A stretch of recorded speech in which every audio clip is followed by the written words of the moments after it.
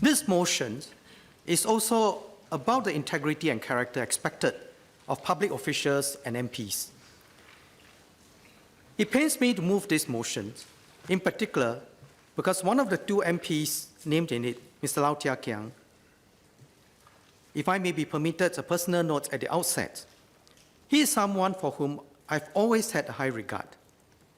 I think many on both sides of the House share my sentiment. But there are important questions of public interest to consider. I will mention just a few at the outset. Millions of dollars of public funds are involved. The High Court has found Ms. Sylvia Lim and Mr. Lau Thia Khiang to be dishonest and deceptive, and to have failed in their duty to the Town Council. Indeed, Ms. Sylvia Lim has admitted under oath that she had lied to the public. Pending the appeal, if there is one, this House is entitled to ask, are Ms. Sylvia Lim and Mr. Lau Thia Khiang going to continue to have oversight and decision-making power over public funds in the Aljunied Hougang Town Council? And what do those in charge of AHTC intend to do about the findings in the judgment? I should add that from February 2013 to September 2015, the Town Council included Punggol East and was known as AHPETC. For simplicity, I will refer to the Town Council consistently as AHTC so as not to cause confusion, so as not to confuse listeners.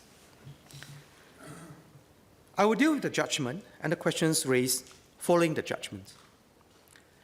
The judgment is the latest chapter in a saga that has been 8 years in the making. Throughout this long time, the Workers' Party has consistently and repeatedly refused to take responsibility for the problems in its town council.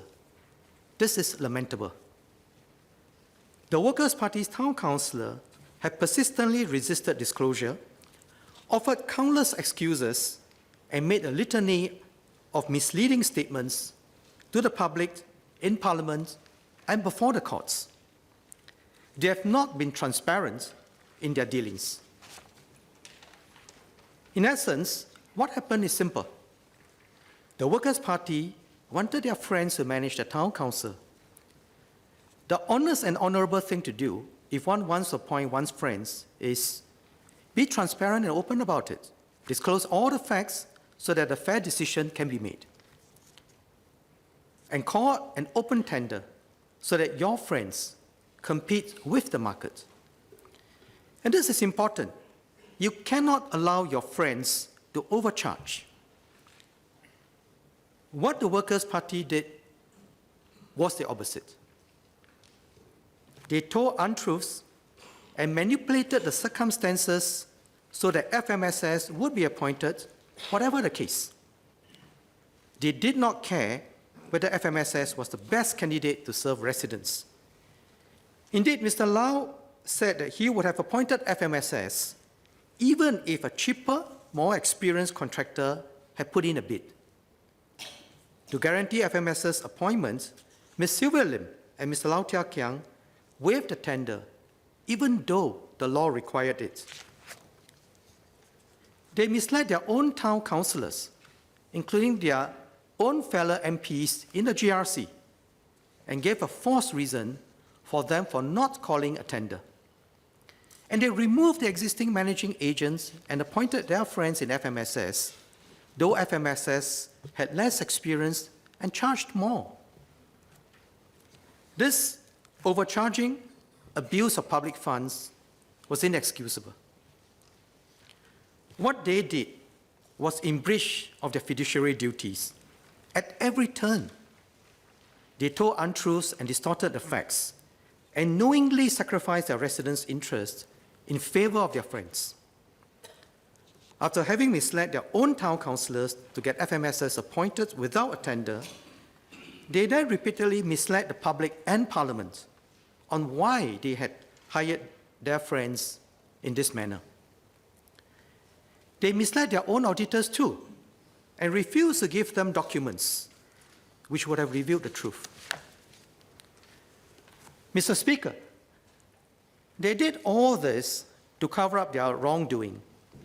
It is a tale of deception spun out over 8 years, which finally unraveled in court, and not just in one court. It unraveled in 3 different courts, including the Court of Appeal. The residents have suffered.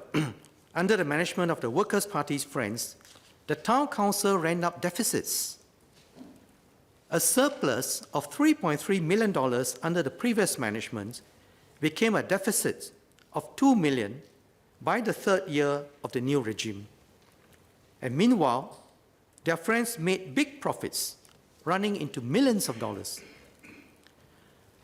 Allowing your friends to help themselves to public funds, that is a tale that belongs to the third world, not Singapore. In 2 different trials, the courts reached judgments that show that the Workers' Party MPs have misled Parliament. First, in 2015, and now in the latest judgment. Even so, the Workers' Party maintains that they are not answerable either to the courts or to Parliament. Indeed, they have taken the position in court that as elected MPs, they are not answerable to the courts for any serious mismanagement or misspending of public funds. Both the High Court and the Court of Appeal disagreed with this submission, which sought to place the Workers' Party MPs above the law. It was a remarkable position for the Workers' Party to take. They are saying that no matter what wrongs they commit, and no matter how much public funds are misused, they are not answerable, and nothing can be done to them in court. This was said in the hope that the electorate would not pay attention to their wrongdoings. Therefore, everything could be covered up and forgotten.